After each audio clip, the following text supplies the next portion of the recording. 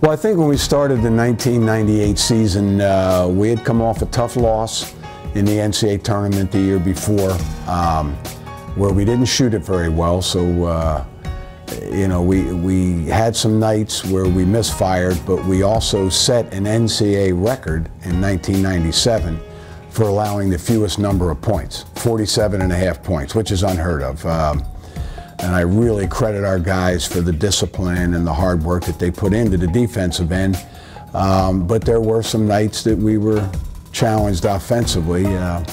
So it kind of cost us as far as making a run in the NCAA tournament. So the following year, you know, some guys, it became by committee. We wanted to make an impact. Me and Ryan Furman and Ben Hoffman and Andre Dalton were all seniors that year. We wanted to go out with a bang. I know we had a talented junior class and all the way down through sophomore level, and first half was just getting used to each other. We lost Scott Burrows, Pete Stremlow from the year before, and there were significant shoes to fill. So we needed to come in, find our identity as a team, and it was, you know, a tough-minded defensive team. We're competitive. We didn't fear playing anyone. We don't fear anybody, we respect them all, and that was our approach. We knew we had a good team, and it was going to require work every day. We had 10 guys average between 4.5 and 12.5 points for the season, and usually you don't have that. Usually you have 2 or 3 players scoring 15 to 18, 15 to 20 points, so to speak, with it divided up from there as to maybe 3 or 4 players between 6 and 9 points. So for us to have that many players, 10 players averaging almost 5 to 12 points a game, that speaks volumes for the teamwork and for the ability of our guys to share the ball. I think if you would have sat through a single film session, you would have never known we were undefeated. There were always teaching points, there were always things that we could do better, things that we can work on. And we never were a team that spent a lot of time thinking about how great we were. It was always about the next game. We expected to be good, we expected to win, we expected to go out there and compete each night at a high level. I don't know if it was a switch that went off, we just needed to take care of the little things, because when we didn't have the best outcome that we wanted, it was typically 1 or 2 small things that we can point to and do better. And we just worked to continue to get better. There was a time for us to come out and establish who we were. We knew what we wanted to accomplish. This group wanted to win a national championship, and I think our goals at the beginning of the season were to do just that. And we went out there and kept trying to get to that goal.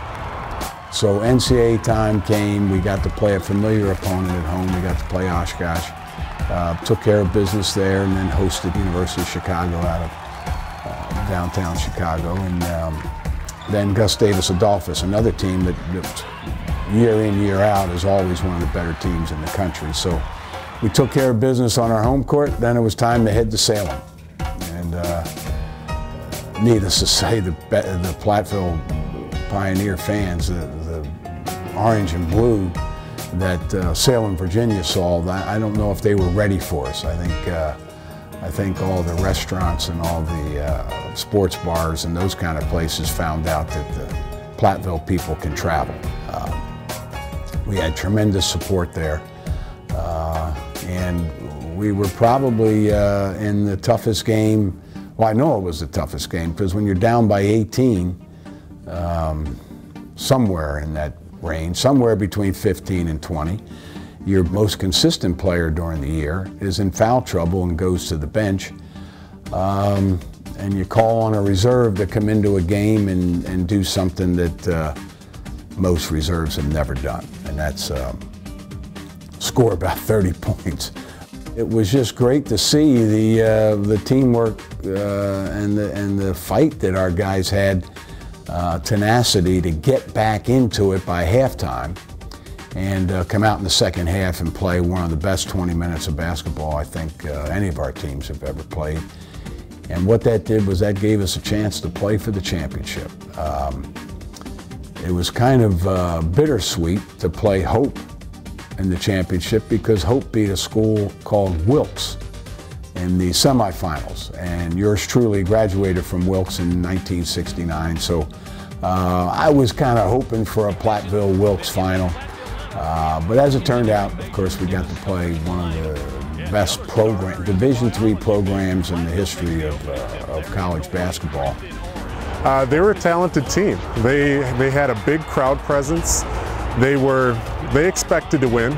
So did we, and it wasn't anybody giving in. It was a battle of execution. Whoever's going to do the little things right was going to win, and we took care of it.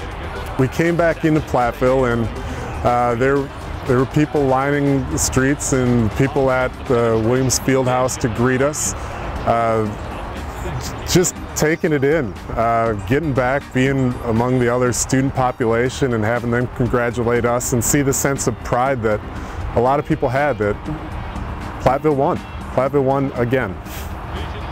Hope was a very formidable opponent. Our guys stayed true to their values and to their instincts and habits, and we came out on top. And certainly, when you finish a season undefeated, there's an extra bit of juice that goes along with that. But it was just such an exhilarating feeling to know that all those fans made that trip. They stuck with us all year with, you know, going through the target on our backs.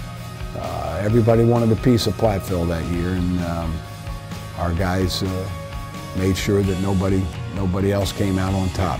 When you look at a record of 30-0, you say, wow, and you must have been pretty powerful. You must have blitzed through the... No, we didn't. We had some very tough games. We had some games that tested our mettle, and our guys came through. The run in the NCAA tournament was really something that I thought spoke volumes for that group, because once you're 10-0, once you're 15-0, then you're 19, 20, 21-0. Okay, is the pressure building? Will the players show any ill effects of everybody talking about, can you finish undefeated? We didn't go there with that conversation with the team. We just prepared for each game as next, get ready for the next possession, the next game, the next season, and take care of the things that you have control over. So our guys did a very good job of that. A 30-0 year, a national championship. Our guys represented the city, the school, and the state of Wisconsin in a first-class way, and extremely proud of this group. It's such a sense of elation to know that we did it together, to know that we had there were probably some rough times in there, even though our record didn't reflect it, but we had some challenges and some battles we just had to overcome.